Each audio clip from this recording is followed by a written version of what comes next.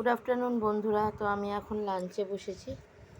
এই যে কচুর তরকারি দিয়ে ভাত মেখেছি, গাটি কচুর তরকারি হয়েছে আজকে।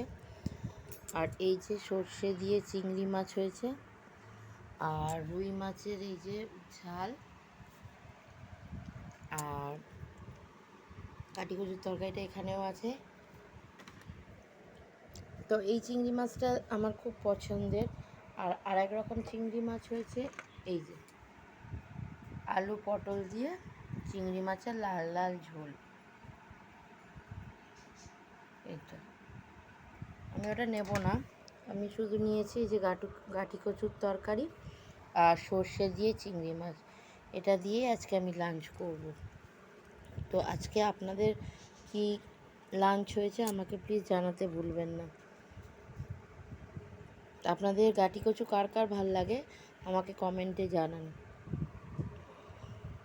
আর চিংড়ি মাছটা দেখতে তো ভালোই লাগছে, জানি না খেতে কেমন হয়েছে। তো এই যে আজকে আমার লাঞ্চ। Good afternoon, tata. আবার দেখা হবে পরের ভিডিওতে।